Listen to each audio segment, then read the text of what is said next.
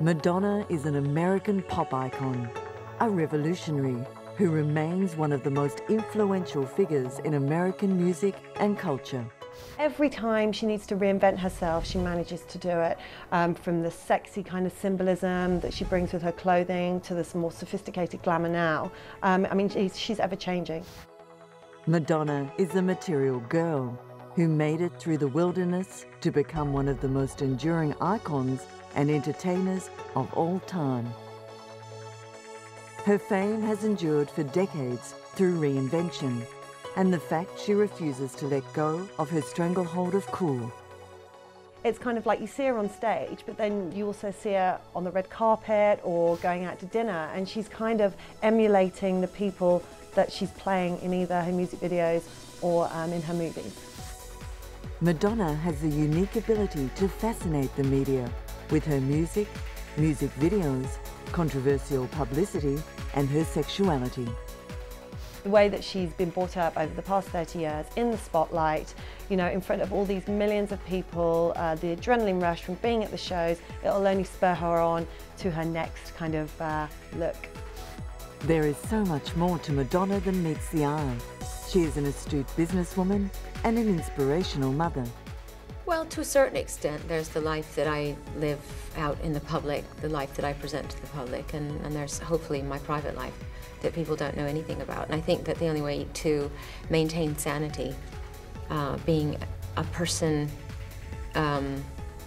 being a public figure or a celebrity or whatever you want to call it, is to have a private life and to be very clear, you know, which is which.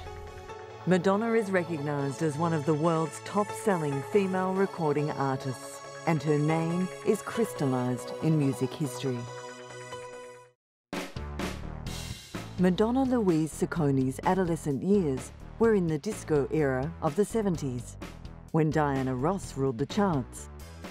Having lost her mother to breast cancer at an early age and enduring a strained relationship with her father after he married their housekeeper, she became a rebellious teenager. Madonna didn't shave her underarms or wear makeup like other girls. She studied hard and got good grades and was determined to be somebody. She was a disciplined dancer who graduated from high school a semester earlier than her peers and won a full dance scholarship at the University of Michigan. She dropped out of college after only 2 years of study in order to move to New York and further her dance career. She sent her resume and a demo tape to Millennium Records to the attention of Jimmy Lenner and was rejected. Lenner wrote, "The only thing missing from this project is the material. I do not feel that she is ready yet." If it weren't for this rejection letter, Madonna may have been put on a totally different career path. Millennium Records were not a big label. They had a small marketing budget. Eventually, Madonna signed with Sire Records, which was owned by Warner Brothers. Well, she's a rags to riches story. She came here and she came to New York City in 1978, and you know, with $37 in her pocket, and you know, scraped and scratched, and you know, was very and persevered, and you know, became a great temptress songwriter, and she became one of the great performers, and she has reinvented herself over and over again, which is really unprecedented. And she's sexy, she's a siren, she's a star, she's done movies, she's a legend. She's Madonna. Controversy has always kept her in the headlines. She famously penned the lyrics of her hit single, Like a Prayer, and the music video saw her attached to a crucifix, which shocked many. The Hollywood marriage of 1985 was that of Madonna and Sean Penn. The phrase, opposites attract, was never more appropriate. Madonna was driven and fueled by press adulation and attention, while Penn absolutely loathed it. The union only lasted 4 years. Madonna's career was going from strength to strength as she set the fashion trends of the 80s. Back in the beginning of the 80s, when she was very first starting, you know, she was favoured for her tutus, little lace gloves, Wayfarer glasses. Madonna's fame and success was not limited to the United States, and in 1987 she took her show on the road.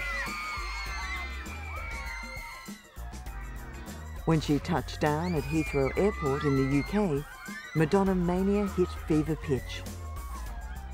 The Who's That Girl tour was Madonna's first world tour, taking her to Asia, North America and Europe. She played 4 concerts in Britain to over 250,000 people. I think she's fantastic. She's just the best singer around at the moment, the best singer ever. I like her music, but she's such an extravagant person as well, and she's got such an image. The concerts in the UK received positive feedback from critics, praising Madonna for her showmanship and exquisite style. She also won the respect of the English media. I think she's an ambitious woman, and I say that because she's done things very shrewdly. She went to New York to make it from Michigan. She associated with and moved her way through all of the top producers, and thus got a sequence of hit records that to the point where finally she herself could call the shots. Madonna then made her acting debut in the stage play Speed the Plow on New York's Broadway. It was one of the most eagerly awaited show business events of the year.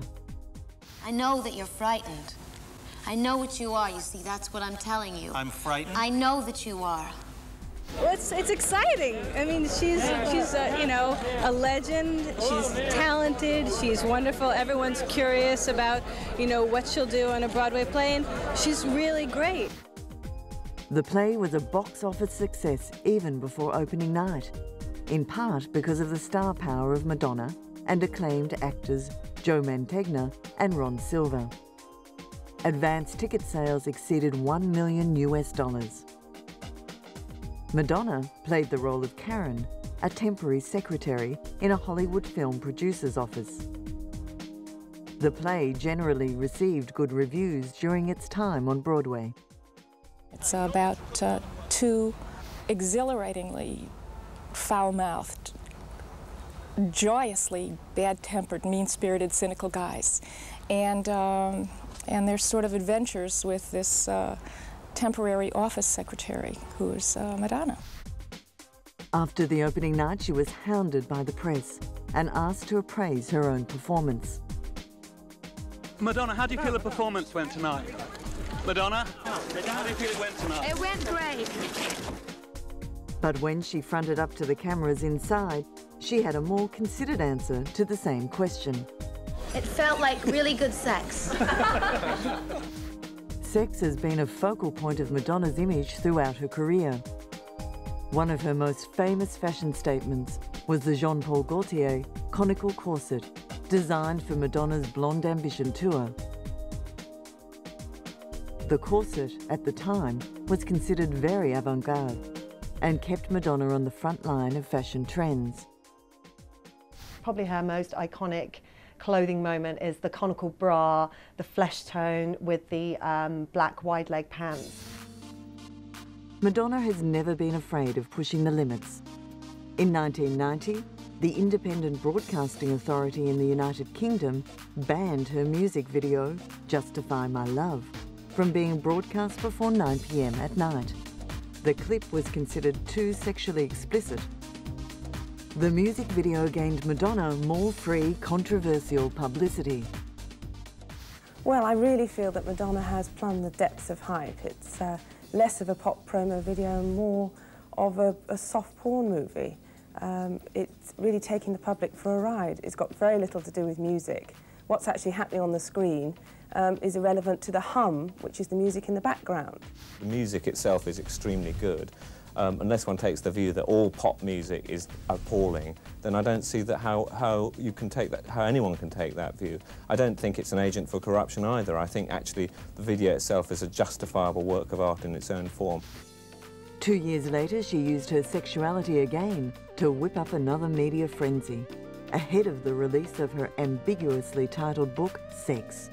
The metal-covered book, sealed in plastic, contained full frontal nude shots of the author, as well as graphic sexual fantasies.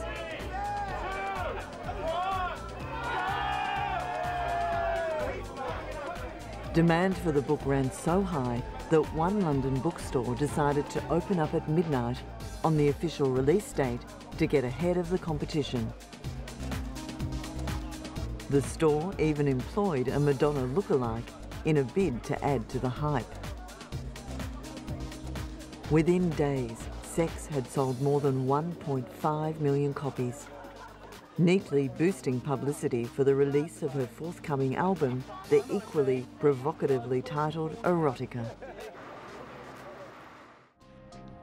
Under a court order, Madonna testified in the trial of a man that was accused of stalking her. She identified Mr. Hoskins as the man who came to her estate and threatened to slice her throat from ear to ear if she didn't agree to become his wife. She was reluctant to testify because she didn't want to be in the same room as the man who threatened her life. It's a constitutional right of my client to confront the witnesses against them. It's plain and simple.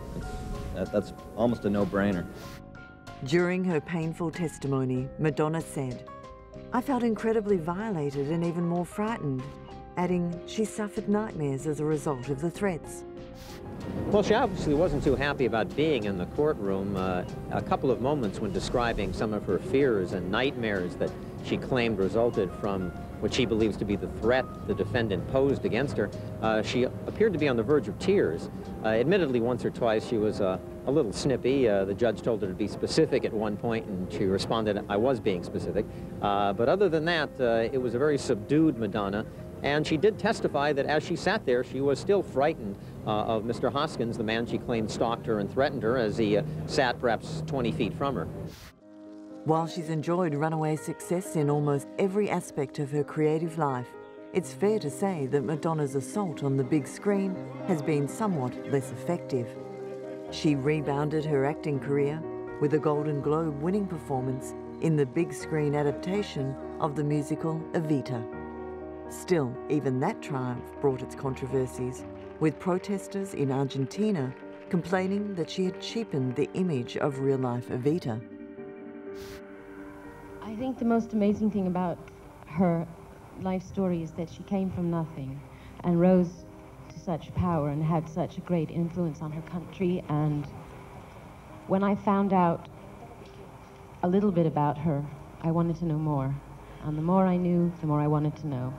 Madonna and her co-star, Antonio Banderas, were forced to endure a rather intense press conference in Buenos Aires as journalists aired their disappointment in Madonna's portrayal of Evita. Well, I can't say I didn't feel hurt by them, but truthfully I think that the negative remarks that people have made are based on things that people don't know and don't understand. And I urge you all to form your opinions after you see the movie.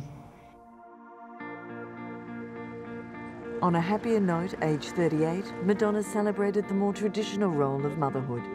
She gave birth to a baby girl named Lourdes Maria Ciccone Leon at the Good Samaritan Hospital in Los Angeles. The father, Carlos Leon, was Madonna's personal trainer. Earlier, Madonna said half-jokingly on television that she planned to find a suitable candidate for the fatherhood gig by taking out a personal ad. I am here to ask you, to beg of you, to plead with you. Please, please, from the bottom of my heart, stop sending baby gifts to my home. There's no room. Sometime later, she hit the promotional trail for the historical musical Evita. I was extremely passionate about it. I knew that it was a chance for me as an actress and a singer to do things I had never done before and to push myself and to grow. For years, Madonna sought recognition as an actress, and finally her role in Evita won her the respect that she desired.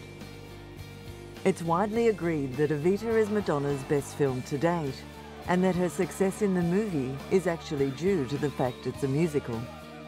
Her singing is naturally superior to her acting ability, so a movie in which she sings most of the time is logically a better vehicle for her. Madonna also won high praise from the film's director, Alan Parker. She's extraordinarily professional, amazingly hardworking, always brilliantly prepared, and she's extraordinarily special and charismatic.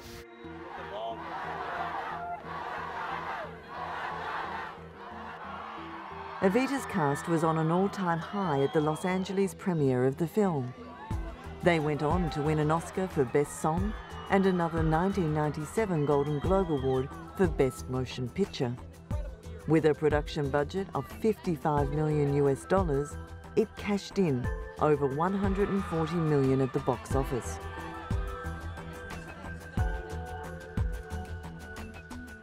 Madonna then returned to the recording studio for the first time in 5 years. She recorded the album Ray of Light. The sound was heavily influenced by electronica, techno, trip-hop and drum and bass, thereby updating her classic dance pop sound from the late 90s. This was another example of Madonna evolving and keeping a step ahead of the times. All I can tell you is that people seem very consumed with the idea of me reinventing myself. I disagree. What I've been doing, in my opinion, is I've been slowly revealing myself, taking off the layers and getting closer and closer to who I really am. And I think the difference is, because of certain events in my life, I think I really looked at myself in a more truthful way than I have in the past, and faced myself in a more fearless way. So if there is a difference, that is the difference. Madonna's move towards techno surprised many, but the combination of Madonna and producer William Orbit working together created the sound she was seeking. For the past couple of years, I've really been listening to a lot more sort of electronic, techno kind of music. But one of the things that I thought was interesting is that, in my opinion also, I don't really think that techno music is very emotional. Well, I like the sound of it, and I like the energy of it. There's nothing very personal or intimate about it. So my idea was that I wanted to take that sound and make it more personal and intimate. And William Orbit has done several remixes for me in the past that I really liked, and I just thought, well, why give him something when I'm finished with it? Why not start the process with him?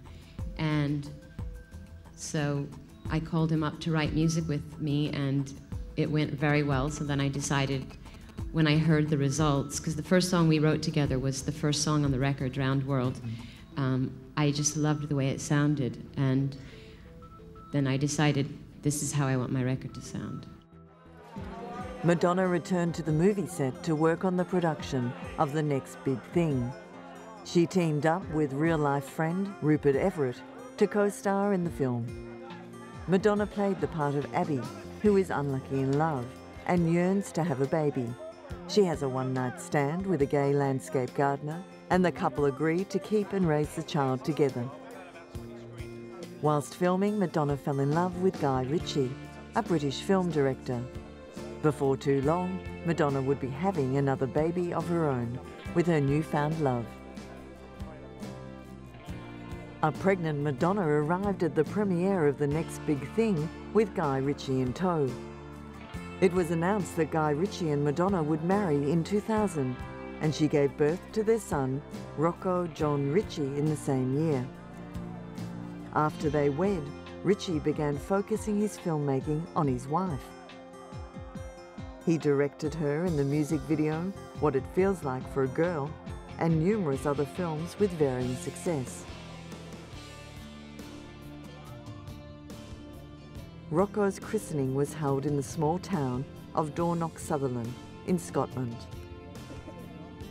Hundreds of locals gathered at Cathedral Square in the hope of seeing the couple on their last public appearance before their wedding the following day.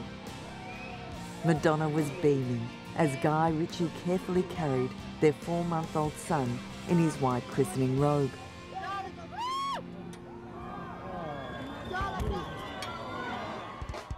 Madonna was understandably nervous before her first British concert in 7 years at the Brixton Academy in South London.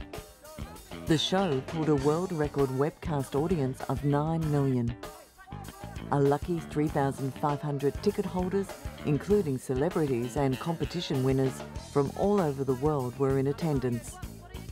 Madonna's fans were simply blown away by her performance. Incredible, sensational, fantastic. Couldn't fault it. Her voice was incredible. It was just, I can't even recover. It was incredible. Absolutely incredible. The exclusivity of the tickets turned the show into a public relations triumph. A 42-year-old Madonna was thrilled after the show, which was a wonderful platform to launch her next album, titled Music. Madonna was embroiled in more controversy when she cancelled the release of her video, American Life, out of sensitivity and respect for the armed forces. I think that Madonna in the past has used extreme things and shock value and encouraged controversy for publicity. But I think in this instance, she genuinely doesn't want it released because of her support for the troops. I mean, she has said time and time again that she's anti-war and she's a pacifist, and the video is certainly an anti-war statement. The music video shows the ugly aspects of American culture. One scene featured Madonna tossing a grenade at a George Bush lookalike, who uses the grenade to light a cigar. In a written statement, Madonna said that the video was filmed before the Iraq War began, and she was blocking its release because she did not wish to offend anyone who might misinterpret its meaning. Well, I mean, Madonna's never been appropriate in pretty much anything she's ever done, and certainly the first thing she's going to attack are things that people think are inappropriate, which would be, for example, the military in a music video. And in this particular video, the military's at a fashion show. I mean, this is like, you know, her very unique way of expressing irony and of expressing her opinions. I mean, she's never been couth about anything that she decides to do, so that doesn't surprise me at all. Madonna reinvented herself again when she became a children's book author. She launched her book, The English Roses, in 100 countries and 30 languages in an unprecedented publishing blitz. She had clearly turned over a new leaf since she released her first book, Sex. Madonna had greatly toned down her image since becoming a mother and marrying Guy Ritchie. She said her studies into the mystical Kabbalah faith, an offshoot of Judaism, inspired her new venture. It is the widest release of any book in publishing history. Ladies and gentlemen, Madonna. Within hours of release, it went to #7 on Amazon.com's bestseller list, and in time became a New York Times bestseller. When I published the book Sex, I was at a point in my life where I was interested in pushing boundaries and questioning society and dealing with taboo subjects, and I was into showing off, and I was interested in myself, essentially. And when I think about and obviously I'm writing children's books now, and I'm interested in children, and I look back at the journey that I've made from then until now, and I'm actually quite proud of my journey, because the sex book was about me and saying, hey, look at me, and the children's books were about hopefully imparting some wisdom to people, to children. Madonna hit the red carpet in New York to promote her documentary, I'm Gonna Tell You a Secret. The film chronicles Madonna's life whilst on the road during her reinvention tour, and reveals insights into her life and how she has changed in recent years. The Madonna on display in the film stands in great contrast to her first documentary of the same ilk, Truth or Dare, aka In Bed with Madonna, that was released in 1991. Well, I'm different. I mean, a lot's happened to me between that film and this film, so I've changed. My views in life have changed. Hopefully I've grown up, evolved. I have a family, I have children. And I don't know, I hope that the movie is a reflection of that evolution. The documentary also featured events on the tour such as dancer auditions, rehearsals, opening night, and continues all the way through to the final show of the tour in Israel. The film premiered commercial-free on MTV in the United States. Jason Akerlund directed the documentary. The film is about everything that she thinks is important in life right now, and it's a lot of spirituality, and it's a lot about creativity, and it's a lot about her thoughts and, you know, where she is today as a grown woman. I think, you know, this documentary is a big insight into so many areas of Madonna's life that I think people probably haven't seen yet, and even people that have followed her a long time don't really know what she's like with her family and what she's like with her band and what she's like with all those kind of things. I think she can be quite misunderstood for a lot of reasons. Ultimately, the film received mixed reviews, with Rolling Stone magazine stating that it lacks the dishy delights of the 1991 Truth or Dare doco, whilst The Guardian newspaper described it as fascinating. The Reinvention World Tour was Madonna's 6th concert tour. Fans flocked to the Great Western Forum in Los Angeles from all over the United States for the opening night. Madiva, who was really a man named Chris, dressed up as his favourite icon in full makeup and French Baroque corset and lacy bra. I'm here to see Madonna on my first stop of this tour. I'm going to 35 shows all across the country. The Reinvention Tour was a commercial success. Tickets were completely sold out as soon as dates and venues of the tour were announced, prompting the organisers to add more dates. After it wrapped up, the tour was named the highest grossing tour of 2004, earning $125 million US, with 900,000 fans in attendance. The following year, Madonna arrived at Narita International Airport in Japan to promote the release of her album Confessions on the Dance Floor. The last time she visited Japan was way back in 1993. Warner Music Japan collected 200,000 signatures from fans in order to arrange Madonna's greatly anticipated visit. She was enthusiastically welcomed upon her arrival.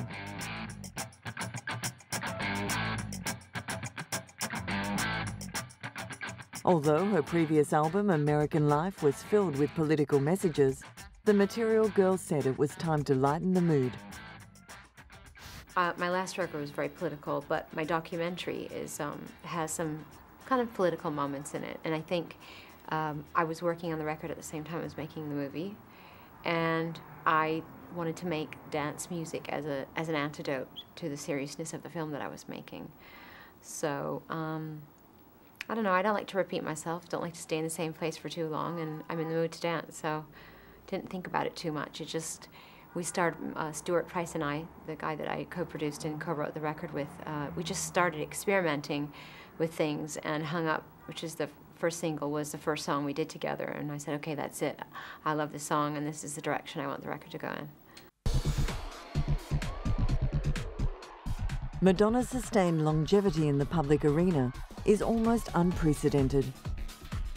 Other music icons such as Elvis and Jim Morrison eventually imploded as a result of the pressure and disorientation that comes with fame.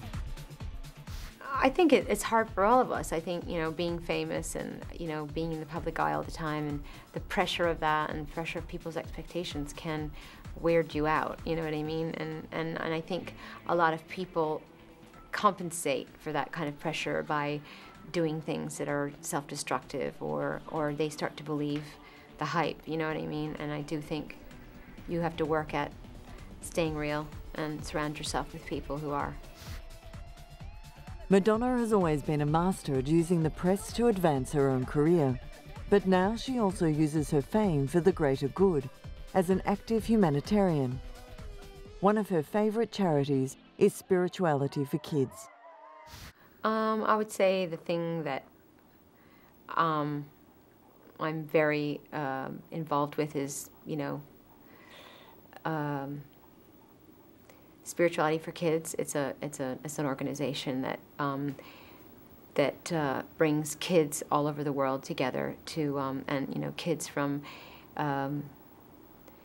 challenged living environments, kids from abused homes.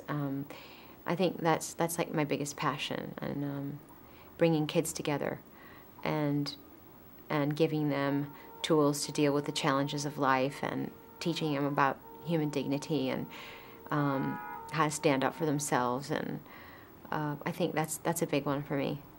Yeah.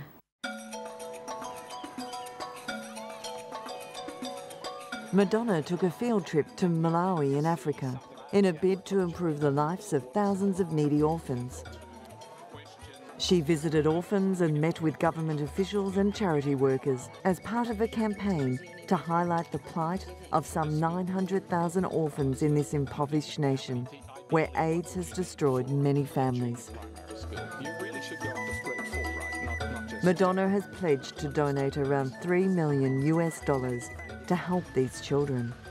Since January, I've been involved with a foundation called Raising Malawi, which essentially it was created to look after the needs of orphans, and I guess I feel like it's in Africa, in Malawi, for instance, there are over 1 million orphans, and I feel like if you added up all the orphans in Africa, I don't know what it would come to, but it's an astronomically high number, and I feel like it's a problem in the world that we need to pay attention to. And so I did it for two reasons: one, to raise awareness, and one, to raise money.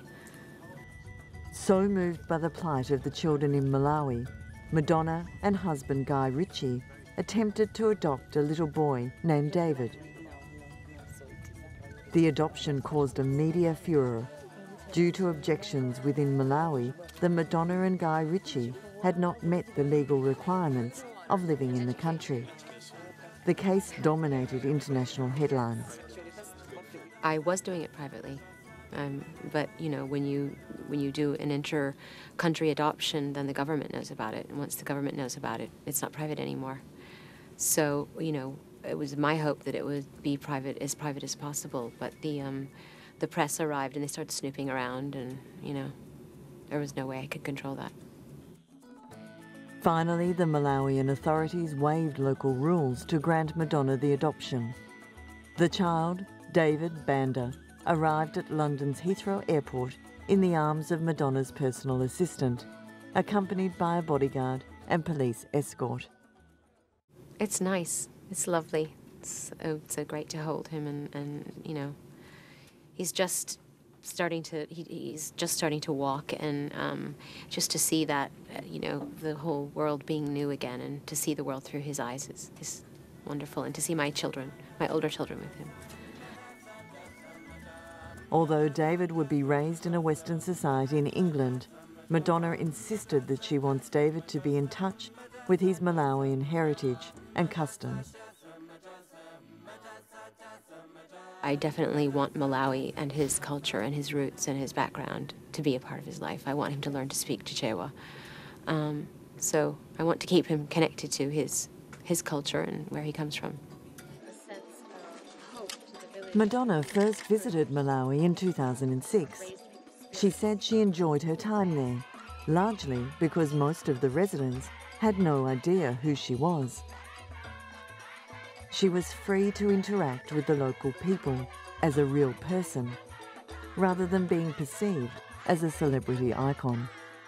They didn't, and that was wonderful. It was, and in fact, it was really nice when I first arrived to not be bothered at all in that way, and to be able to walk around through all the orphanages, and no one had a clue who I was. In fact, no one knew that I was anybody until the photographers showed up. And even then, they didn't know who I was. They just saw there was photographers everywhere, and then people started to say my name, and they didn't even know who they'd never heard of Madonna. And in Chichewa, the word Madonna means distinguished white lady. So I think they got very confused. Now that Madonna has David in her care, she wants to make a difference to more Malawian children's lives. Her plans include building an orphan care centre and to continue donating money to several other orphanages in the country. My short-term goals are to build an orphan care center that will service and reach at least 1,000 children. And I'm also actively involved in funding several orphanages that already exist. And building a Millennium Village with Jeffrey Sachs, which deals with agricultural, medical, education, providing clean water and health care for the orphans. And, you know, it's just the beginning. I mean, I want to do many other things, but, you know, I want to start slow, and I had to go to Malawi and get to know the lay of the land and see how best I could be of service. Madonna published another children's book, Too Good to Be True, with 100% of the proceeds benefiting Malawian orphans. She also wrote and produced the documentary, I Am Because We Are. The film tells the story of the orphans in Malawi and won several awards. Well, I want things to do well. I would be lying to say that I didn't want whatever I work on, I would put my, you know, time and effort into. I want people to enjoy what I do and to, I want people to like what I do. That's the whole point of being in the entertainment business. But I have to, you know, I worked as hard as I could on my TV special, just as an example, and now all I can do is let it go and hope for the best, and you know, that goes for my children's book. You can only worry so much. Not one to lay idle, Madonna then released her hit album, Hard Candy, which featured the lead single, 4 Minutes to Save the World, a collaboration with Justin Timberlake. The song achieved worldwide success by reaching #1 in 21 countries, giving Madonna her 37th top 10 single. In turn, breaking the record previously held by Elvis Presley as the artist with the most top 10 hits. To a certain extent, I think the first single, 4 Minutes to Save the World, is, you know, kind of the axis with which the rest of the album rotates off of, because there's a sense of urgency to it. And there's a sense of seriousness about it, but at the same time there's a sense of fun and levity. So I think you get that through the whole record. Madonna travelled to Paris, France to perform at the Olympia Theatre to promote the new album. About 1,500 people managed to secure seats for the promotional concert that lasted 35 minutes. Despite approaching 50, Madonna strutted her stuff with a crew of hip-hop dancers in a pair of lace-up boots with 6-inch heels. In terms of creativity, the first place that I started expressing myself as an artist was through dance, and that's completely and utterly connected to music. So for me, becoming a songwriter and a singer and a performer was a perfect segue from dancing. And I think that even when I get involved in film projects, I always think of them in a very musical way. I think about what music's going to be scoring the scene. Music inspires me to write a scene. I feel like music is still very much an integral part of every aspect of my creativity. Few artists have such a diverse range of talents. Madonna is an accomplished author, producer, actress and fashion trendsetter, just to name a few. But creating music is her greatest love. I'm always going to want to write music, and I just feel like music speaks to people in a way and that no other art form can, and it is, in my opinion, the most accessible art form. So yeah, you could say it's my first love, yes. The premiere of I Am Because We Are, Madonna's documentary about orphans in Malawi, was staged at the Tribeca Film Festival in New York. The film received positive reviews in the media. The Times gave it 4 out of 5 stars and wrote, "This rich material makes for a completely absorbing film." Well, it was important for me to make this film because when I heard about the story, when I heard about the hardships that all the children in Malawi were experiencing, and I understood the details of their suffering, I sort of couldn't, I mean, you hear stories all the time about things going on around the world and you feel crushed by them, but there was something about this story, I don't know why, but it just was that moment in my life where I said, okay, I've got to do something, so I jumped in, and I ended up going on the journey of a lifetime. The documentary describes the journey that Madonna embarked on when exploring the lives of children who have been orphaned due to AIDS and the suffering that they have endured. She leads the audience through many heart-wrenching stories that ultimately remind us of how interconnected we are. This project is closer to my heart than anything I've ever done. Yeah. Yeah. And why? Because it's about children, and because it's about children in need, and because through making this film, I met my son. So there's a lot of importance attached to it. Yeah. Having a documentary under her belt, Madonna set her sights even higher. She made her feature film directorial debut on the production of Filth and Wisdom.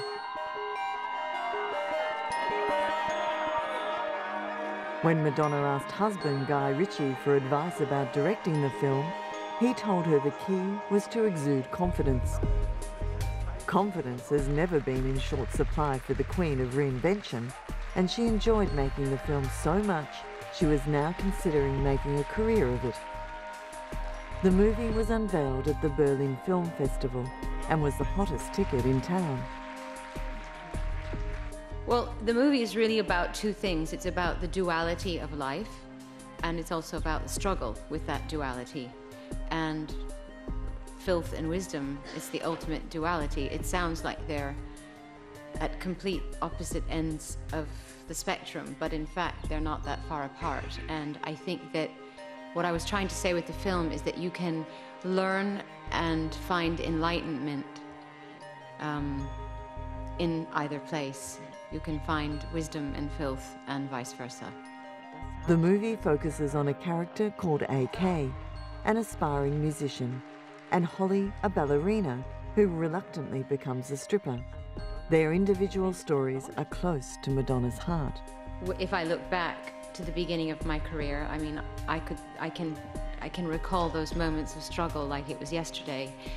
And there are aspects of Holly, Juliet, and AK's struggle that I could relate to completely, and I could access that memory and put it into the story.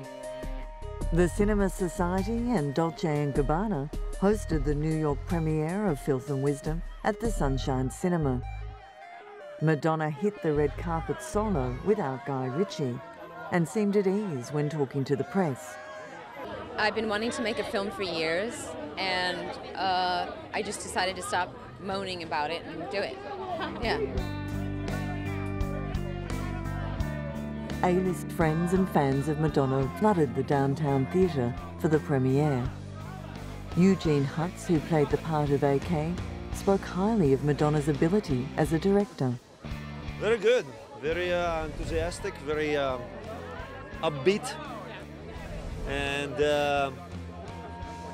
very scrupulous about most of the details, and also knowing where to let go and let somebody do their own thing, you know. Naomi Watts, Brooke Shields, Jason Briggs, and Erica Christensen were all there to lend their support. But Erica, who is a huge fan of Madonna, struggled to choose her favourite song. That's so difficult! The most difficult question ever. What do you sing in the shower? Which, like Lucky Star. That's a good way to figure it out. Probably, I guess I would have to go old school.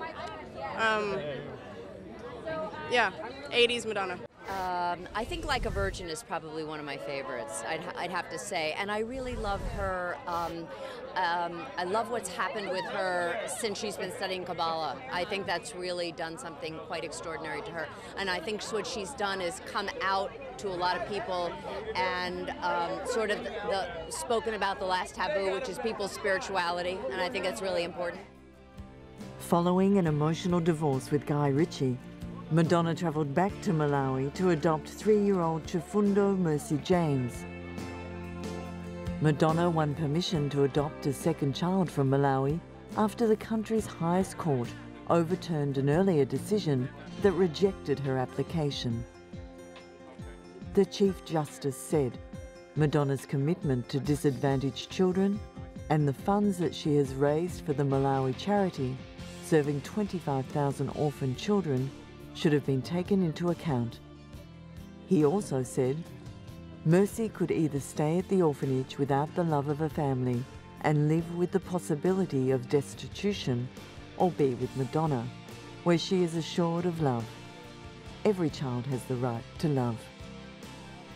Clearly, Madonna has plenty of love to give to her young family.